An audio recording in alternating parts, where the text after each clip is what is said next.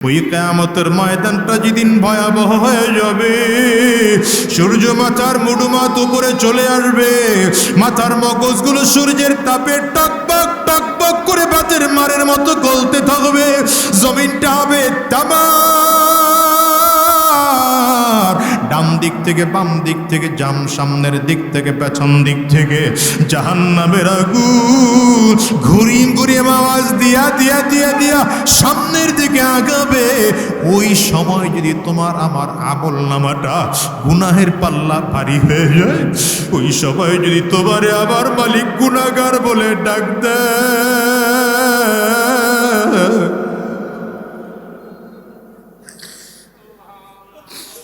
ওই সময় যদি তোমার আমার নামটা গুনাহগারের খাতায় লেখা হয়, তাহলে বলো তো সেদিন উপায় কি হবে? দুনিয়ায় তো অপরাধী একবার হইলে আবার অপরাধী মুক্ত হওয়ার সুযোগ আছে। দুনিয়া তো এক মামলায় হেরে গেলে আরেক মামলায় জিতবার আশা আছে, কিন্তু তোমার আমার জীবনে যে কবরের মামলা, মৌতের মামলা, ওই কবরের মামলা, হাসরের মামলা, মিজানের মামলা, পুলসিরাতের মামলা, একটা মামলার থেকেও কিন্তু উপায় বাঁচার কোনো উপায় নাই। হিসাব মিলাইয়া দেখো, মালিক ছাড়া ওই দিন আর কেউ আদালতে থাকবে না, সব নেতা সেদিন বন্ধ হয়ে যাবে, সব ক্ষমতা সেদিন শেষ হয়ে যাবে। আমার মালিক জালালিয়াত, জব্বারিয়াত আর কাহারিয়াতের কণ্ঠে বারবার করে ডাক দিবেন, লিমানিল মুলকুল ইয়াউম, আজকের দিনের বাদশাহী কার? বান্দা সেদিন আমার আল্লাহর আদালতে দাঁড়াইয়া জবাব দেওয়ার মতো শক্তি থাকবে না, বান্দা কথাই বলতে পারবে না, আমার মালিক নিজেই নিজের জবাব দিবেন, লিল্লাহিল ওয়াহিদিল কাহার, আজকের দিনের বাদশা একমাত্র আমি আল্লাহ। এ বাজান রে, হিসাব মিলায় দেখো, ওই দিন যদি আমল নামা বাম হাতে চলেই আসে, যদি গুনাহের পাল্লাটা ভারী হয়েই যায়, যদি নেকের পাল্লাটা হালকা হয়েই যায়, কি যে ভয়ঙ্কর পরিস্থিতি হবে জানো? জিবরিল আমিন যখন উড়ায় দেওয়া হবে, সব ফেরেশতারা তাকায় থাকবে, মানুষগুলো পাগল পারা হয়ে যাবে, আমল নামা উঠতেছে, কার হাতে এসে লেগে যাবে জানে না, সবাই থরথর করে কাঁপতেছে, সবার চেহারার মধ্যে একটা ভীত ভীত ভাব। কেউ তো বুকের মধ্যে নিয়ে বাম হাতটারে চাপ দিয়ে রাখছে, যেন বুকের হাতটাকে আর সামনের দিকে না নিতে পারে, যেন আমল নামা এসে সামনের দিকে না লাগে। আমার আল্লাহ পাকের কাছে ফেরেশতারা বলবেন, আল্লাহ ওর আমল নামা কেমন করে বাম হাতে দেব? ওর আমল নামা দেওয়ার জন্য যে হাত লাগবে, ওই হাতটা তো বুকের সাথে লাগানো আছে। আল্লাহ বলেন, হাতটা ধরে পেছন দিকে ধাক্কা মারো, ধাক্কা মারলে বুকের হাড্ডিগুলো কর্মর কর্মর করে ভেঙে যাবে, হাতটা পেছন থেকে বের হয়ে যাবে। আল্লাহ বলেন, এইবার ওর বাম হাতের মধ্যে আমল নামাটা ধরে দে, বাম হাতে আমল নামা ধরাইয়া দাও। এবার আমার মালিক জালালিয়াত, জব্বারিয়াত, কাহারিয়াতের কণ্ঠে ডাক দিবেন, ইকরা কিতাবাক কাফা বিনফসিকাল ইয়াওমা আলাইকা হাসিবা, ইকরা কিতাবাক, ইকরা কিতাবাক কাফা বিনফসিকাল ইয়াওমা আলাইকা হাসিবা। এ আমল নামা, তোর আমল নামা তুই নিজেই পড়, নিজে পড়েই দেখ তোর কেমন বিচার হওয়া দরকার। ফেরেশতারা বলবেন, আল্লাহ ওর চোখ দুইটার সামনে আমল নামা, পেছনে কেমন করে তোমার বান্দা আমল নামা পড়বে? আল্লাহ তাআলা বলবেন, ঘাটটারে ঘুরাইয়া পেছন দিকে নিয়ে দে। ফেরেশতারা এত জোরে ঘাট ধরে ধাক্কা মারবে, এই গাড়ির রোগের হাড্ডিগুলো কর্মর কর্মর করে ভেঙে যাবে। এ দুনিয়ার পাগল, দুনিয়ার একটু লোভে পড়ে আমার মালিকরে ভুলে গেল, দুনিয়ার ক্ষমতার লোভে পড়ে আমার মালিকরে ভুলে গেল, দুনিয়ার সম্মানের লোভে পড়ে আমার মালিকরে ভুলে গেল, দুনিয়ার ক্ষমতার লোভে পড়ে আমার মালিকরে ভুলে গেল। কিন্তু বলো তো তোমার অবস্থা কেমন হবে? আরে যদি আপনার আমার ঘাটটারে ঘুরে পেছন দিকে না, আল্লাহ তাইলে আপনার আমার পরিস্থিতি বা কেমন হবে? এবার যখন দেওয়া হলো, বান্দা আমলনামা পড়তে থাকবে আর চিল্লায় চিল্লায় আফসোস করে কাঁদতে থাকবে আর বলবে লা ইউগাদিরু সাগীরাতাও ওয়ালা কাবীরা, লা ইউগাদিরু সাগীরাতাও ওয়ালা কাবীরাতান ইল্লা আহসাহা ওয়া ওয়াজাদু মা আমিলু হাদিরা। আমলনামা পড়বে আর চিল্লায় বলবে আজকে আমি তাকায়া দেখলাম আমার জীবনের যত ছোট আমল, যত বড় আমল, যত ছোট গুনাহ, যত বড় গুনাহ সব এখানে লেখা দেওয়া হলো। এবার বান্দা চিল্লায় আর বলে মা আগনা আন্নি মালিয়া হালাকা আন্নি সুলতানিয়া। আজকে আমার সম্পদও কাজে লাগে নাই, আমার বাদশাহীও কোনো কাজে লাগলো না। আহারে এখন অবস্থা এত মারাত্মক হয়ে গেল। ইয়াউমা ইয়াফিরুল মারউ মিন আখিহি ওয়া উম্মিহি ওয়া আবি ওয়া সাহিবাতিহি ওয়া বানি। কিয়ামতের ময়দানে ভাই ভাইকে চিনবে না, বন্ধু বন্ধুরে চিনবে না, বাবা মা সন্তানকে চিনবে না, সন্তান তার আব্বা আম্মাকে চিনবে না, স্বামী তার স্ত্রীকে চিনবে না, স্ত্রী তার স্বামীকে চিনবে না। পরিস্থিতি যখন এমন ভয়ঙ্কর বলো, সেই দিনের আপন একমাত্র কে? আরো জোরে চিল্লাইয়া জবান খুলে বলো, ওই দিনের আপন একমাত্র কে? ওই মালিকরে লইয়া জমিন থেকে বিদায় হওয়া লাগবে। এই জন্য অনুরোধ করে যাই বাজান, যদি জান্নাত চাও তাইলে ঈমান ঠিক করো, নেক আমলটারে মজবুত করো। যদি গুনাহ হয়ে যায় মালিকের কাছে পাক্কা সাচ্চা দিলে তওবা করো, চোখের পানিগুলো ফেলে ফেলে কান্না করো, নামাজ শেষ করে মোনাজাতের মধ্যে কান্না করো, বিশেষ করে তাহাজ্জুদ নামাজের মধ্যে দাঁড়াইয়া যাও আর হাত তুলে আল্লাহ পাকের কাছে কান্দো আর বলো বলি আমার থেকে বড় গুনাহগার বুঝি তোমার এই জমিনের মধ্যে আর কেউ নাই, আমার চেয়ে খারাপ মানুষ বুঝি তোমার এই জমিনের মধ্যে আর কেউ নাই, আমার চেয়ে কপাল পোড়া মানুষ বুঝি তোমার জমিনে আর কেউ নাই, আমার চেয়ে নিমক হারাম বুঝি তোমার জমিনে আর কেউ নাই। মালিকের কাছে যদি এমন কান্না কাঁদতে পারো, আমার মালিকের ওয়াদা আছে বান্দা গুনাহ করে করে যখন এরপরে যখন তাওবা করে বান্দার চোখের পানি নাকের ডগায় আসার আগে আগে আমার মালিক বান্দার গুনাহগুলো মাফ করে দেয়। অনুরোধ করে যাই রে বাজান, ঈমান ঠিক করো, নেক আমল মজবুত করো, চোখে পানি নিয়ে আমার মালিকের কবরে যাও। আজকের ময়দান থেকে ওয়াদা করে বের হও, শায়েখে চরমনের মতো আল্লাহ ওয়ালাকে কাছে পাইলাম, শায়েখে চরমনের হাতে হাত দিয়া চিরজীবনের জন্য বায়াত হয়ে যাব আর মালিকের কাছে ওয়াদা করব আল্লাহ আর হারাম রাস্তায় চলবো না, আর শয়তানি রাস্তায় চলবো না, আর গুনাহের পথে চলবো না। কারা কারা ওয়াদা করতে তৈয়ার? দুইটা হাত উঁচা করে দেখা। আমি যে আয়াতে কারিমা তিলাওয়াত করেছি, আল্লাহ রাব্বুল আলামিন বলেন যার মধ্যে দুইটা গুণ থাকবে, আল্লাহ বলেন আমি আল্লাহ তাআলা তাকে জান্নাত দিয়ে দেব। সুবহানাল্লাহর আওয়াজ আসতে হলো, আরো জোরে বলেন। কয়টা গুণ থাকলে জান্নাত পাওয়া যাবে? দুইটা। এক নম্বর ঈমান। আল্লাহ বলেন ইন্নাল্লাযীনা আমানু ওয়া আমিলুস সালিহাত। এক নম্বর যার মধ্যে ঈমান থাকবে, দ্বিতীয় নম্বর যে নেক আমল করবে।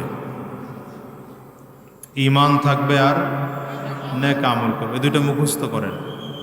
এক নম্বর ঈমান, দ্বিতীয় নম্বর নেক আমল। যার মধ্যে এই দুইটা গুণ থাকবে আল্লাহ তাআলা তাকে জান্নাত দিবেন। জান্নাত কেমন আল্লাহ তাআলা তারও বর্ণনা দিচ্ছেন। তাজরি মিন তাহতিহাল আনহার, যে জান্নাতের নিচে দিয়ে নদী বয়ে যাবে, নহর বয়ে যাবে। জান্নাতের নিচে দিয়ে হাদিসে এসছে 4টা নদী থাকবে। এর মধ্যে একটা নদী হবে শরাবের, একটা নদী হবে স্বচ্ছ মিষ্টি পানির, একটা নদী হবে মধুর, একটা নদী হবে দুধের। সুবহানাল্লাহ বলবেন না? জান্নাতি মানুষের যখন যেটা পান করতে মনে চাবে, জান্নাতে বসে বসে চিন্তা করবে, আর নহর থেকে পানি তার কাছে পর্যন্ত পৌঁছে আর দেওয়ার দায়িত্ব আল্লাহ নিজে নেবেন। এই জান্নাত পাওয়ার জন্যে 1 নম্বর কাজ হলো ঈমান, 2 নম্বর নেক আমল। এখন ঈমান মানে হলো আল্লাহকে রব বলে স্বীকার করা, নবীজি মুহাম্মদুর রাসূলুল্লাহ সাল্লাল্লাহু আলাইহি ওয়াসাল্লামকে আখিরি নবী, শেষ নবী মেনে নেওয়া। ঈমানের জায়গা মোটামুটি যাদের যতটুকু আমাদের আছে, কিন্তু বাস্তব জীবনে নেক আমল আমাদের অনেকেরই নেই। নেক আমল না থাকার কারণে আমরা অনেকেই ঈমান থাকলে যদিও না কোনো সময় জান্নাত পাব, নেক আমল না থাকলে মৃত্যুর সাথে সাথেই জান্নাত পাওয়ার সুযোগ নেই। আর যদি নেক আমলের না করে করে গুনাহ করতে করতে বেঈমান হওয়ার সম্ভাবনা থাকে, তখন জান্নাত বেঈমান হয়ে গেলে আর জান্নাত পাওয়ার সুযোগই নেই। এজন্য প্রত্যেকজন ঈমানদারের উচিত ঈমানটাকে নবায়ন করা। বলেন ঈমানকে কি করা? নবীজি সাল্লাল্লাহু আলাইহি ওয়াসাল্লাম সাহাবায়ে কেরামদেরকে বলেন, জাদ্দিদু ঈমানাকুম। সাহাবায়ে কেরামদেরকে নবী বলেন, সাহাবীরা তোমরা ঈমানকে নবায়ন করো, সবসময় ঈমানকে তোমরা নবায়ন করো। সাহাবায়ে কেরাম নবীজিকে প্রশ্ন করলেন, কাইফা নুজাদ্দিদু ঈমানানা ইয়া রাসূলুল্লাহ, হুজুর আমাদের ঈমানটাকে আমরা কিভাবে নবায়ন করব? নবীজি বলেন, বিকাসরাতি যিকরি বিযিকরি লা ইলাহা ইল্লাল্লাহ, বেশি বেশি লা ইলাহা ইল্লাল্লাহর জিকির করো, তো ঈমানের নবায়ন হবে। কথা বলে না? ঈমান কি হবে? নবায়ন, যেন বেঈমান হয়ে না যায়।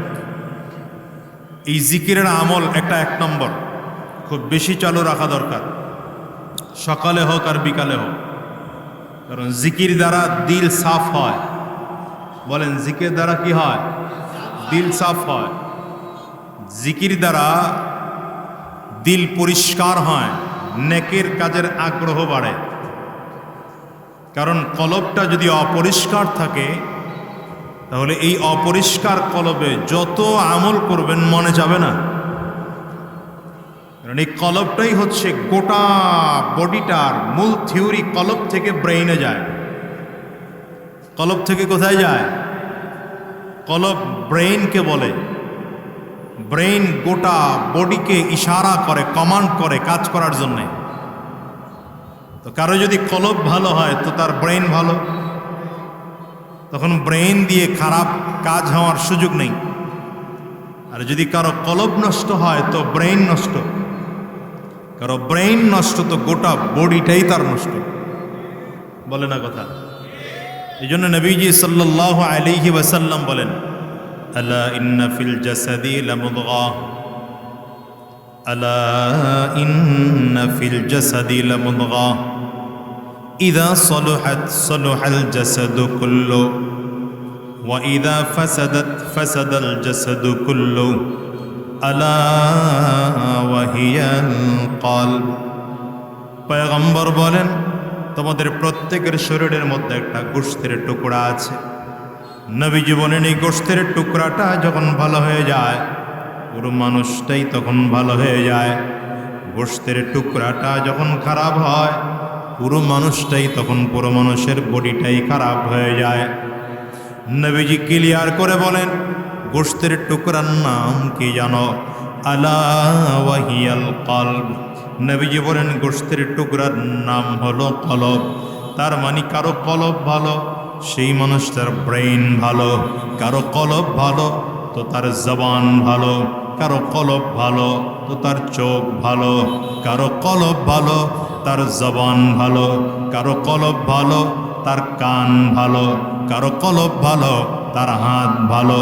কারো কলব ভালো তার পা ভালো।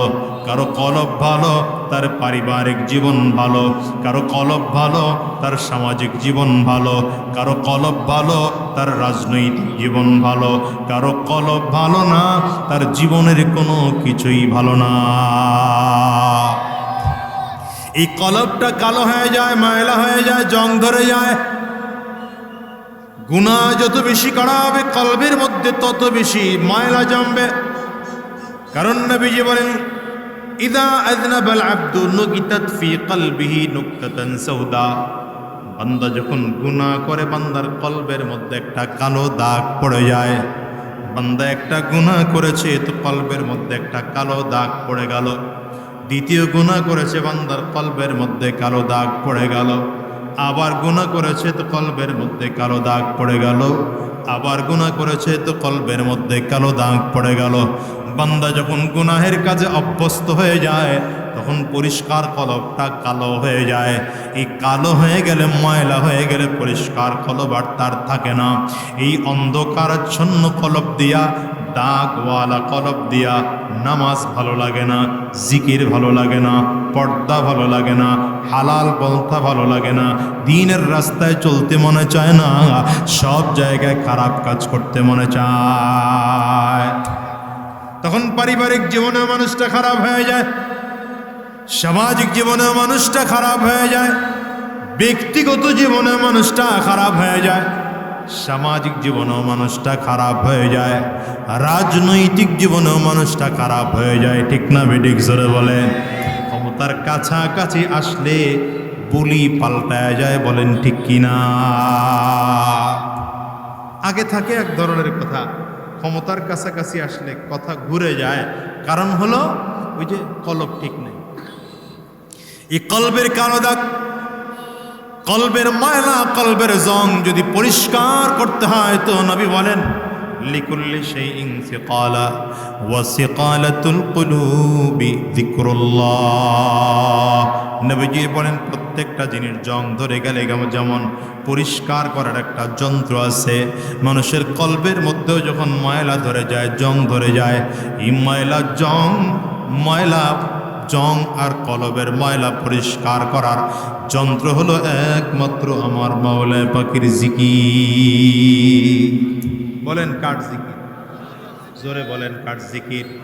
এই জন্য সকালবেলাও জিকির করো, বিকালবেলাও জিকির করো, হাঁটতেও জিকির করো, বসে আছো জিকির করো। কয় না তো, কথা কয় না। হাঁটতেছো জিকির করো, ব্যবসার কাজে আসো জিকির করো, দোকানদার ভাই দোকানের কাজ করো তো জিকির করো, রিক্সাওয়ালা ভাই রিক্সা চালাও তো জিকির করো। আপনি দেখেন নাই কিছু রিক্সাওয়ালা এমন আছে, রিক্সা চালায় ঠিক কিন্তু মাথার থেকে টুপি খুলে না, রিক্সা চালায় ঠিক কিন্তু মাথার থেকে পাগড়ি খুলে না, রিক্সা চালায় জবানে মালিকের নামের জিকিরও চালু রাখে। আরে ভাই, তুমিও রিক্সাওয়ালা, ওই মানুষটাও রিক্সাওয়ালা, তোমার তার মধ্যে আসমান ও জমিন পার্থক্য আছে। দুনিয়ার মানুষের দিক থেকে হয়তো দুইজন সমান, আল্লাহর কাছে ওই রিক্সাওয়ালা যার জবানে জিকির আছে, যার মাথায় নবীজির সুন্নতি টুপি আছে, যার মুখে দাড়ি আছে, যে দ্বীনের রাস্তায় চলে, যে মানুষের সাথে ধোঁকাবাজি করে না, ওর দাম আল্লাহর কাছে দুনিয়ার সব মানুষের থেকে বেশি। বুঝেন নাই কথা? এই জন্য বলি, রিক্সাওয়ালা ভাই, পা দিয়ে পায়ের কাজ করতেছো, হাত দিয়ে হাতের কাজ করতেছো, জবান খালি আছে, জবানটার মালিকের নামের চালু জিকির চালু রাখো, মালিকের নামের জিকির দিয়ে জিহ্বাটারে ভিজায় রাখো। এই সিএনজি ওয়ালা ভাই, সিএনজি চালাও, মালিকের নামের জিকির চালু রাখো। মুদি দোকানদার ভাই, দোকানদারি করো আর জবানে জিকির চালু রাখো। হ্যাঁ হ্যাঁ, ইমানদারের জন্য 24 ঘন্টা জিকিরের আমল করা উচিত। জিকির এমন একটা আমল, রব বলেন, ফাযকুরুনি আযকুরুকুম ওয়াশকুরুলি ওয়ালা তাকফুরুন। আল্লাহ বলেন, তুমি আমার জিকির করলে আমিও তোমাকে স্মরণ করি। হয় না? সুবহানাল্লাহ। হয় না? হয় না? আরো জোরে আওয়াজ দিয়ে চিল্লায় জোরে বলা যায়। আল্লাহ বলেন, তুমি আমার জিকির করলে আমি তোমারে স্মরণ করি। হ্যাঁ, বান্দা আল্লাহর জিকির করলে আল্লাহ বান্দাকে স্মরণ করে। কারণ রবের নাম যখন বান্দা নেয়, বান্দা যখন রবের নাম নেয়, মালিক বান্দার প্রত্যেকটা ডাকের সাড়া দেয়। বান্দা প্রত্যেকটা ডাকের সাড়া দেয়। বান্দা বলে সুবহানাল্লাহ, আল্লাহ বলেন তুই আমাকে বললি পবিত্র সত্তা, আমি তোরে পবিত্র বানায়া দিলাম।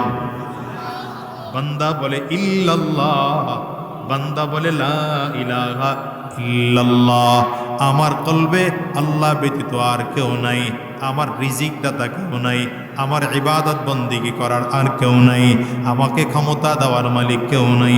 আল্লাহ বলেন আমাকে স্বীকার করলি আমি তোর টোটাল জীবনের দায়িত্ব নিয়ে নিলাম। এবার বান্দা জিকির করে করে করে করে দিলের হালাত যখন এই হয়ে যায়, এখন বান্দার মনে আর চায় না, এখন বান্দার দিল শুধু বলতে মনে চায় আল্লাহ তুমি আমার কাছে আসো, আর কেউ নাই।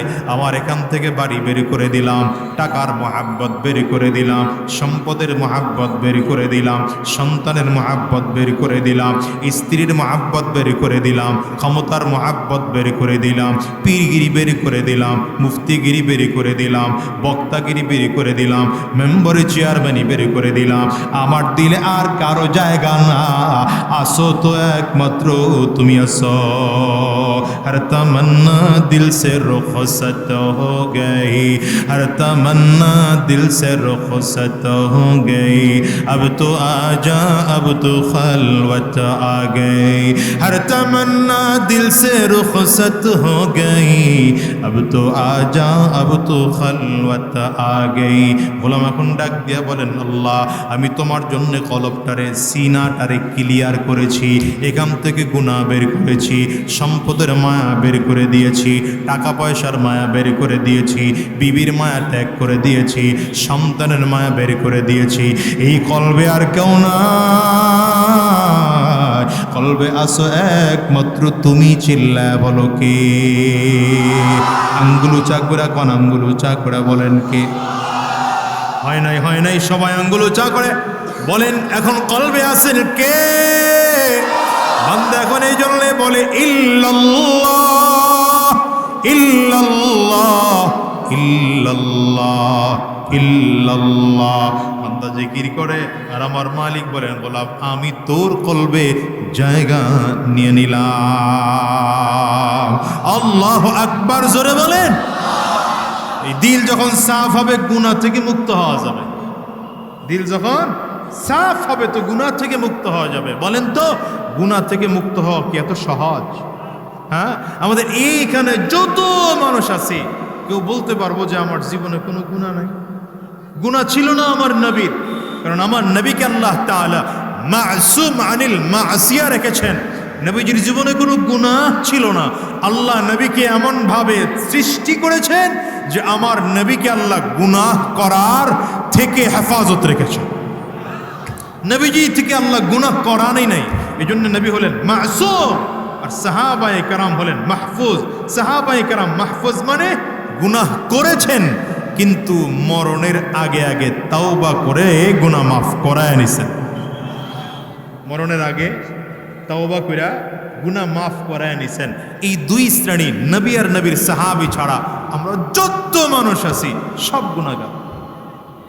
বলেন না আমরা সব? বলেন না, এত জোরে বলেন না। নিজের গুনাহ নিজে এত নেককার দাবি করে লাভ নাই, সব গুনাহগার। কি কথা কন না কেন? আমরা সব গুনাহগার, নেককার দাবি করে লাভ নাই। নেককার দাবি করে লাভ কি মিয়া? গুনাহগার যদি মনে করি তাহলে তাওবা নসিব হবে। গুনাহগার যদি মনে করি তো রবের সামনে আমি বিনয়ী হয়ে দাঁড়াবো। গুনাহগার যদি নিজের মনে করি অহংকার ঢুকবে না।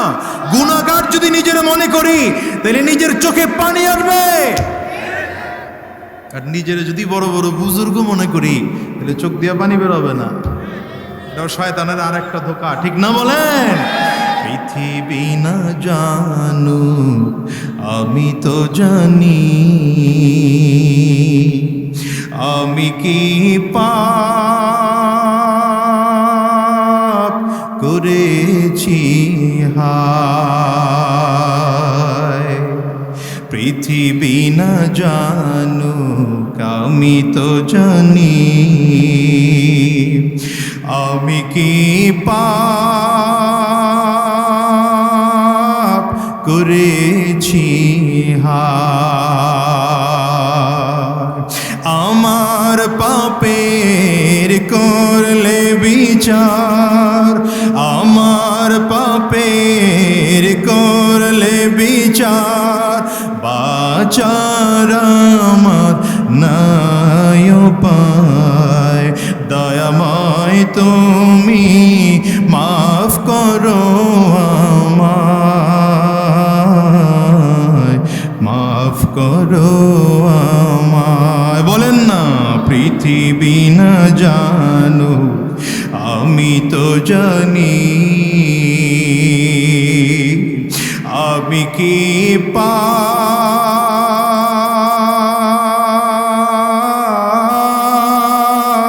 করেছি হায় আমার পাপের করলে বিচার আমার পাপের করলে বিচার বাঁচার আমার নাই উপায় দয়াময় তুমি মাফ করো আমায় মাফ করো আমায় ঠিক কিনা আওয়াজ করে জীবনে অনেক গুনাহ এমন আছে জীবনে অনেক গুনাহ এমন আছে আমার ড্রাইভার জানে না নাই এমন গুনাহ জীবনে অনেক গুনাহ এমন আছে আমার বিবি জানে না জীবনে অনেক গুনাহ এমন আছে আমার পিএস জানে না জীবনে অনেক গুনাহ এমন আছে আমার বাবাও জানে না জীবনে অনেক গুনাহ এমন আছে আমার মা জানে না জীবনের অনেক গুনাহ এমন আছে আমার বন্ধু জানে না জীবনের অনেক এমন গুনাহ আছে আমার কলিগ জানে না জীবনের অনেক গুনাহ এমন আছে আমার অফিসের বস জানে না জানি একমাত্র আমি আর আমার আল্লাহ এখন তো দুনিয়ায় গুনাহটা গোপন আছে দুনিয়াতে এখন গুনাহ গোপন আছে কারণ রব তো সত্তার রব তো সত্তার রব তো গফফার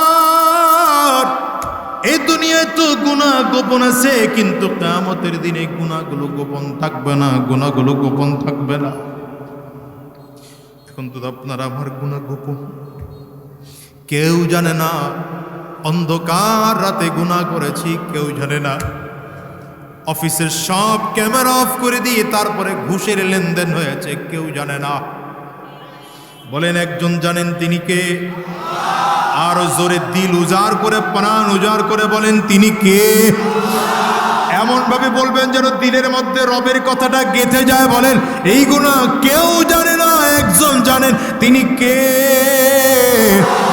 আঙ্গুল উঁচা করে চিল্লায় বলেন আঙ্গুল উঁচা করে চিল্লায় বলেন তিনি কে লা তাখুযুহু সিনাতুন ওয়ালা নাওম আল্লাহ বলেন গোলাম রে দুনিয়ার সব মানুষ ঘুমায় আমি আল্লাহ ঘুমাই না তোর বাবা ঘুমায় আমি আল্লাহ ঘুমাই না তোর মা ঘুমায় আমি আল্লাহ ঘুমাই না তোর আত্মীয় স্বজন ঘুমায় আমি আল্লাহ ঘুমাই না শুধু তাই নয় আমি আল্লাহ জীবনী পর্যন্ত দেই না আমি আল্লাহ তাআলা সব সময় চিরস্থায়ী চিরঞ্জীব তুই কি কি গুনাহ করো আমি আল্লাহ তাআলা সব তোর দিকে তাকায় তাকায় হিসাব রাখি তবে বান্দা তুই কিয়ামতের ময়দানে আমি আল্লাহর আদালতে দাঁড়াইয়া তোর গুনাহ স্বীকার করতে পারো এজন্য আমি আল্লাহ তাআলা তোর গুনাহের সাক্ষী রাখার জন্য চারটা ব্যবস্থা করে দিলাম চারটা সিসি ক্যামেরা 24 ঘন্টা তোর পিছনে লাগাইয়া রাখলাম কোনটা অস্বীকার করবি বল এই দুনিয়ার মুসলমান বলেন তো আপনার দোকানে অফিসে একটা সিসি ক্যামেরা লাগাইছে ইন্টারনেট সংযোগ বিচ্ছিন্ন সিসি ক্যামেরা দেখার আর সুযোগ নেই অথবা আপনার হার্ড ডিস্ক নষ্ট হয়ে গেছে মেমোরি কার্ড নষ্ট হয়ে গেল ভিডিও আর দেখার সুযোগ থাকে না কিন্তু রব বলেন গোলাম আমি আল্লাহ তাআলা এমন চারটা সিসি ক্যামেরা তোমার পিছনে 24 ঘন্টা লাগায়া রাখছি তুমি ঘুমাও সিসি ক্যামেরায় রেকর্ড হয় ইন্টারনেট কানেকশন লাগে না ওটার জন্য আলাদা ভিডিও মেমোরি কার্ডের দরকার হয় না এটা আমি আল্লাহ পাকের কুদরতি মেমোরি কার্ড আমি আল্লাহ পাকের কুদরতি হার্ড ডিস্কের মধ্যে অটোমেটিক রেকর্ড হয় এই বান্দা আমি আল্লাহ পাকের রেকর্ড করার জন্য কারেন্ট লাগে না, আমি আল্লাহ পাকের সিসি ক্যামেরায় রেকর্ড করার জন্য কোনো রকম ইন্টারনেটের সংযোগ লাগে না। এর এক নম্বর সিসি ক্যামেরা, দুই কাঁধে ফেরেশতা বসায় রাখছেন আমার আল্লাহ তাআলা। কিরামান কাতিবিনা ইয়ালামুনা মা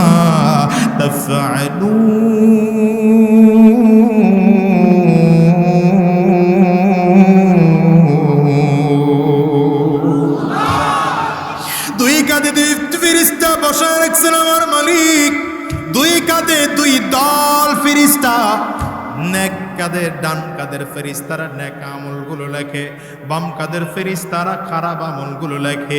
জীবনে যত গুনাহ করেছি, যত অন্যায় করেছি, যত পাপ করেছি, সব আমলনামায় লেখা আছে। একটা আমলনামাও কোনোভাবে লিপিবদ্ধ হয় না, এমন হওয়ার সম্ভাবনা নাই। একটা জাররা পরিমাণ আমলও চলে যাওয়ার সম্ভাবনা নাই। কিন্তু আশ্চর্যের ব্যাপার হলো, কিয়ামতের ময়দানে মানুষকে যখন আল্লাহর আদালতে দাঁড় করানো হবে, আমার মালিকের আদালতে দাঁড় করাইয়া আমার আল্লাহ তাআলা আমলনামা হাতের মধ্যে দিয়ে বলবেন, এই গোলাম বল, এই যে ফেরেশতারা তোর গুনাহগুলো লিখছে, তুই আমলগুলো করেছে কিনা? বান্দা বলবে, আল্লাহ আমি গুনাহ করি নাই। কি বলবে? আমি গুনাহ এমন করি নাই। বলে আল্লাহ তাহলে ফেরেশতারা যে লিখলো, বলে মিথ্যা লিখছে। আল্লাহ বলেন, আমি জানি তুই মিথ্যা বলবি, এই জন্য আমি আল্লাহ আরেক সাক্ষী তোরে বানায় রাখছি। কয় সিসি ক্যামেরা? তো মাত্র কিরামান কাতিবিনের এক সিসি ক্যামেরা শেষ হয়ে গেল। আল্লাহ বলেন, তোমার আরেক সিসি ক্যামেরা আমি আল্লাহ তাআলা রেডি করে রাখছি। কি সিসি ক্যামেরা? এই গোলাম রে, কোন জমিনে বসে অন্যায় করেছো জমিন সাক্ষী দেবে। কি বুঝলেন? যে জমিনে বসে অন্যায় করছো জমিন সাক্ষী দেবে। বান্দা চিন্তা করবে, জমিন জড় পদার্থ, জমিন কেমন করে কথা বলবে? কিন্তু বলেন তো, আমার আল্লাহ যদি চান জড় পদার্থ দিয়েও গুনাহ কথা বলাইতে পারেন না? পারেন না। ইয়াউমাইযিন তুহাদ্দিসু আখবারাহা বিআন্না রাব্বাকা আওহা লাহা। ইয়াউমাইযিন তুহাদ্দিসু আখবারাহা বিআন্না রাব্বাকা আওহা লাহা। কিয়ামতের ময়দানে আল্লাহ তাআলা জমিনকে ডাক দিবেন, এই জমিন বল, তোর আমল তোর জমিনের উপরে বৈশা আমার বান্দা এই অন্যায়গুলো করছে কিনা। কিয়ামতের ময়দানে জমিন আল্লাহর আদালতে দাঁড়ায় দাঁড়ায় প্রত্যেকটা গুনাহের সাক্ষী দেবে। এই যুবক, বাঁচবি, উপায় নাই। ফেরেশতারা আমলনামা অস্বীকার করেছো, জমিন সাক্ষী দিবে, অস্বীকার করার কোনো সুযোগ থাকবে না। কিন্তু আল্লাহ পাকের এমন কিছু দুঃসাহসী বান্দা সেদিন দাঁড়াবে, আল্লাহর আদালতে দাঁড়ায় বলবে, আল্লাহ জমিনও মিথ্যা কথা বলে, এই অন্যায়টা আমি করি নাই। আমার মালিক বলবেন, তাইলে 3 নম্বর সাক্ষী তোকে দেওয়া হবে। এই গোলাম রে, যেই সময় অন্যায় করেছো এই সময়টা তোর সাক্ষী। জমিন মানুষ চিন্তা করবে, জমিনের তো একটা শরীর আছে, জড় পদার্থ হলেও তো শরীর আছে, এই জন্য হয়তো জমিন কথা বলতে পেরেছে। সময়ের তো কোনো বডি নাই, শরীরে নাই, সময়কে পরিমাপ করা যায় না, ধরাও যায় না, ছোঁয়াও যায় না, তাইলে সময় আবার কেমন করে কথা বলবে? কিন্তু আমার মালিক যদি চায়, এই সময়টারে ধরে জিসিম বানাইয়া, শরীর বানাইয়া এই সময়কে দিয়ে কথা বলাবেন। এটা আমার মালিক না, চিল্লা বলে। আমার মালিক যখন সময়ের ডাক দিবে, সময় বল, এই সময় আমার বান্দা এই অন্যায় করেছে না করে নাই, সময় একটা একটা করে সব সাক্ষী দিয়ে দেবে। আল্লাহর আদালতে দাঁড়ায় যখন সময় সাক্ষী দেবে, বান্দার 3 সাক্ষী আল্লাহর সামনে উপস্থিত হয়ে গেল। এক সাক্ষী আমলনামা ফেরেশতাদের সাক্ষী, কিরামান কাতিবিনের সাক্ষী। 2 নম্বর সাক্ষী জমিনের সাক্ষী আল্লাহর সামনে উপস্থাপন করা হলো। 3 নম্বর সাক্ষী বান্দার সেই সময় অন্যায় করেছে সময়টাকে আল্লাহর আদালতে দাঁড় করায় সাক্ষী উপস্থাপন করা হবে। 3 সাক্ষী পাওয়ার পরও বান্দা আল্লাহর আদালতে দাঁড়াইয়া বলবে, আল্লাহ সময় আমার বিরুদ্ধে কথা বলে, আমি এমন অন্যায় করি নাই, আমি এমন গুনাহ করি নাই, আমি সুদের কারবার করি নাই, আমি ঘুষের কারবার করি নাই। আমার আল্লাহ তাআলা এই তিনটা সাক্ষী সামনে উপস্থাপন করার পরে বান্দা যখন অস্বীকার করে, আল্লাহ পাকের জালালিয়াত, জব্বারিয়াত, কাহারিয়াতের রূপ শুরু হয়ে যাবে। আল্লাহ তাআলা বান্দার জবানের মধ্যে মোহর মেরে দেবেন। কোরআনুল কারীমের মধ্যে আল্লাহ তাআলা বলেন, আল ইয়াউমা নাখতিমু আলা আফওয়াহিহিম وتكلمنا أيديهم وتشهد أرجلهم بما كانوا يكسبون।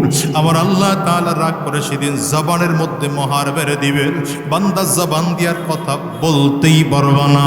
এই জবান দিয়ে কথা বলার মতো সুযোগই আর তোমার থাকবে না। তাইলে কে কথা বলবে? তোমার গুনাহের সাক্ষী এ হাত দাঁড়ায় দিবে। এই তুমি মনে করছো তোমার হাত তোমার হাত? না না, এই হাত তোমার না, এই হাত আমার না, আমার আমার আমার আমার সব বলি এটা আমার না। এই হাত আসলে আমার আল্লাহ পাকের দেওয়া আমানত। এই হাতের মূল মালিক কে? চিল্লায় আওয়াজ করে জোরে বলেন না। এই চোখের মূল মালিক কে? এই হাতের আসল মালিক কে? এই পায়ের আসল মালিক কে?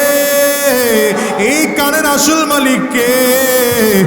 আর হিসাব মিলায় দেখেন তো আল্লাহ তাআলা এইবার বান্দার জবানটারে বন্ধ করে দিবেন। হাত সাক্ষী দিতে আরম্ভ করবে, পা সাক্ষী দিতে আরম্ভ করবে, চোখ সাক্ষী দিতে আরম্ভ করবে, ব্রেন সাক্ষী দিতে আরম্ভ করবে। অঙ্গ প্রত্যঙ্গ কথা বলে বলে বলে বলে অঙ্গ প্রত্যঙ্গ দিয়ে কি কি কি কি গুনাহ করেছি সবগুলো একের পর এক বলা শুরু করবে। বান্দা আল্লাহ পাকের সামনে দাঁড়ায় এমন করে যখন কথা বলবে, এইবার বান্দার মেনে নেওয়া ছাড়া কোনো উপায় হবে না।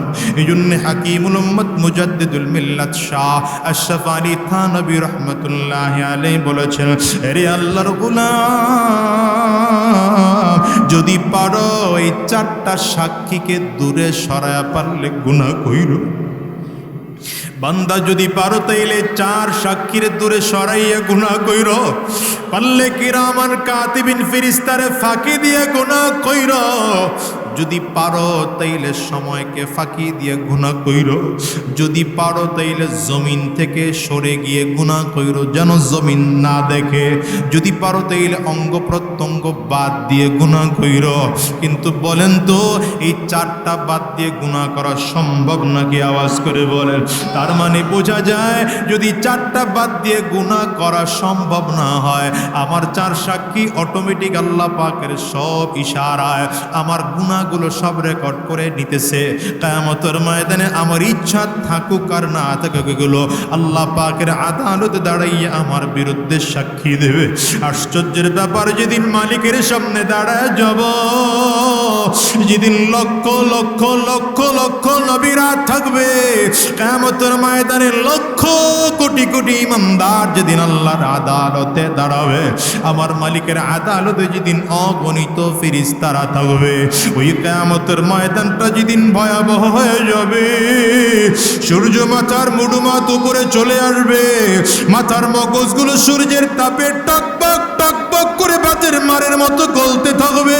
জমিনটা হবে তামার, ডান দিক থেকে বাম দিক থেকে, জাম সামনের দিক থেকে পেছন দিক থেকে জাহান্নামের আগুন ঘুরিয়ে ঘুরিয়ে আওয়াজ দিয়া দিয়া দিয়া দিয়া সামনের দিকে আগাবে। ওই সময় যদি তোমার আমার আমল নামাটা গুনাহের পাল্লা ভারী হয়ে যায়, ওই সময় যদি তোমারে আবার মালিক গুনাহগার বলে ডাক দেয়,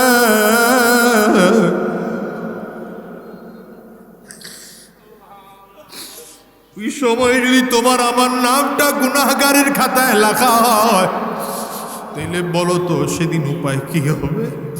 দুনিয়ায় তো অপরাধী একবার হইলে আবার অপরাধী মুক্ত হওয়ার সুযোগ আছে।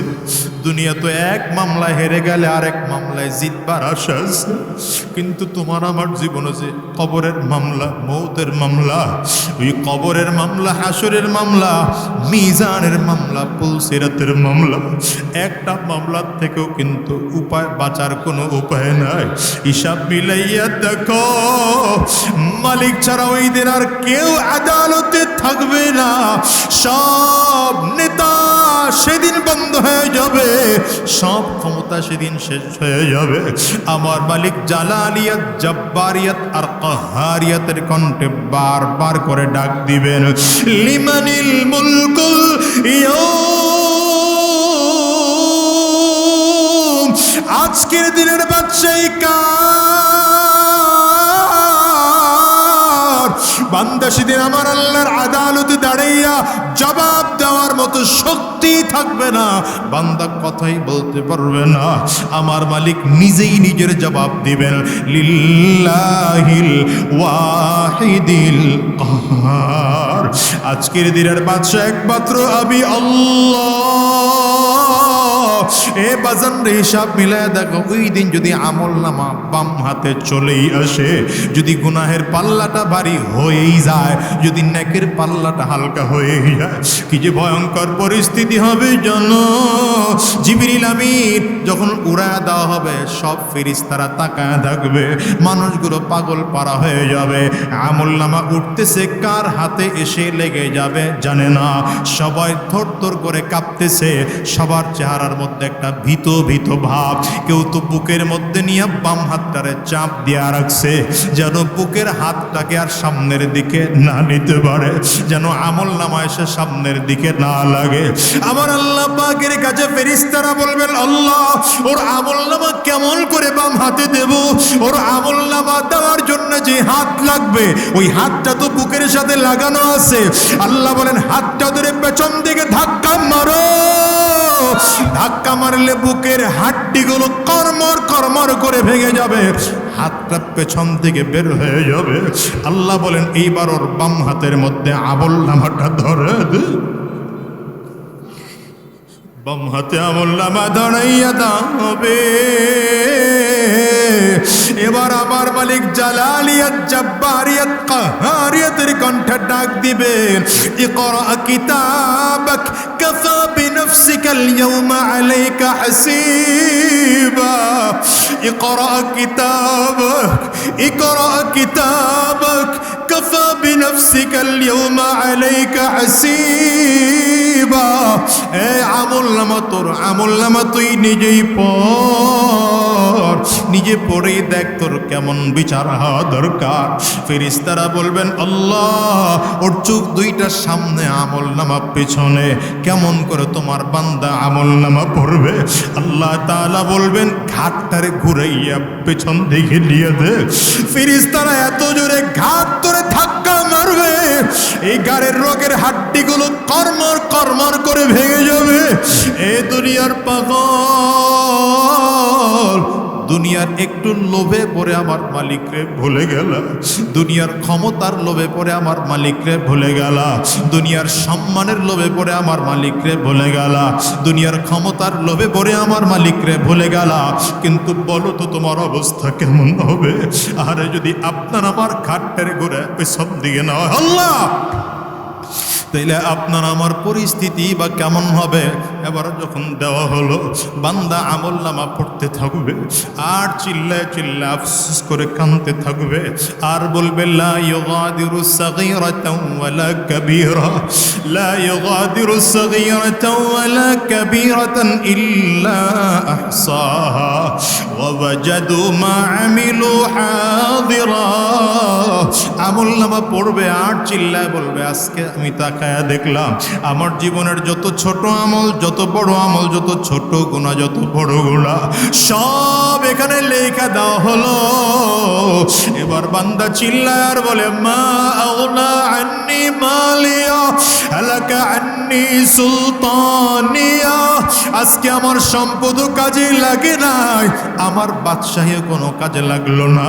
আহারে এখন অবস্থা এত মারাত্মক হয়ে গেল। ইয়াউমা ইয়াফিরুল মারউ মিন আখিহি ওয়া উম্মিহি ওয়া আবি ওয়া সাহিবাতিহি ওয়া বানি। কিয়ামতের ময়দানে ভাই ভাইকে চিনবে না, বন্ধু বন্ধুরে চিনবে না, বাবা মা সন্তানকে চিনবে না, সন্তান তার আব্বা আম্মাকে চিনবে না, স্বামী তার স্ত্রীকে চিনবে না, স্ত্রী তার স্বামীকে চিনবে না। পরিস্থিতি যখন এমন ভয়ঙ্কর বলো, সেই দিনের আপন একমাত্র কে? আরো জোরে চিল্লাইয়া জবান খুলে বলো, ওই দিনের আপন একমাত্র কে? ওই মালিকরে লইয়া জমিন থেকে বিদায় হওয়া লাগবে।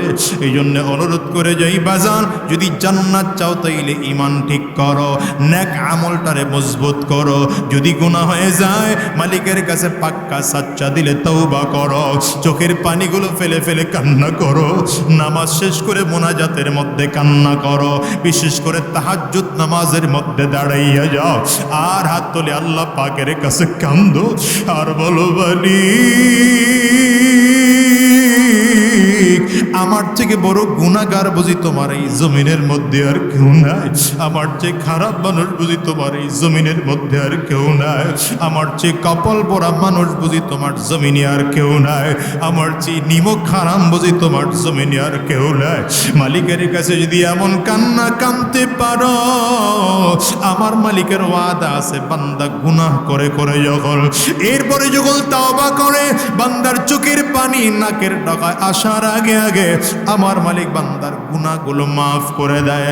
অনুরোধ করে যাই রে বাজান, ইমান ঠিক করো, নেক আমল মজবুত করো, চোখে পানি নিয়ে আমার মালিকের কবরে যাও।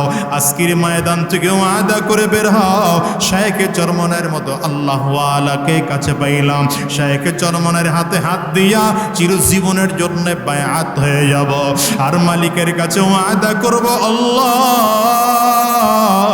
আর হারাম রাস্তায় চলবো না, আর শয়তানি রাস্তায় চলবো না, আর গুনাহের পথে চলবো না।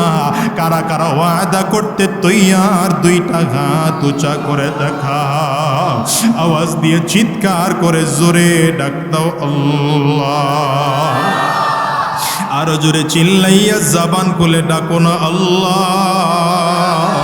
চোখে পানি না আসলে কান্নার ভান ধরে কান্না করো, যদি তারপরও চোখে পানি না আসে ডানে আর বামে তাকাও, তাকাইয়া দেখো না কার চোখে পানি, ওই মানুষটার দিকে তাকাইয়া নিজের নিজের ধিক্কার মারো। আব্বা আম্মা অনেকের নাই, আব্বা আম্মার কথা স্মরণ করে কান্না করো, কবরের আযাবের কথা স্মরণ করে কান্না করো, চিল্লাইয়া জোরে মার মালিকরে ডাক দাও, আল্লাহ গো দয়ার আল্লাহ। এতগুলো মানুষ মিলে আমরা হাত উঁচু করে ওয়াদা করলাম, আর হারাম রাস্তায় চলবো না, আর শয়তানি রাস্তায় চলবো না, আর গুনাহের পথে চলবো না, আর জাহান্নামীদের রাস্তায় চলবো না। আয় আল্লাহ, তুমি আমাদের কবুল করে নাও। চিল্লা জোরে আওয়াজ দিয়া বলো আমিন, আরো জোরে বলো আল্লাহুম্মা আমিন।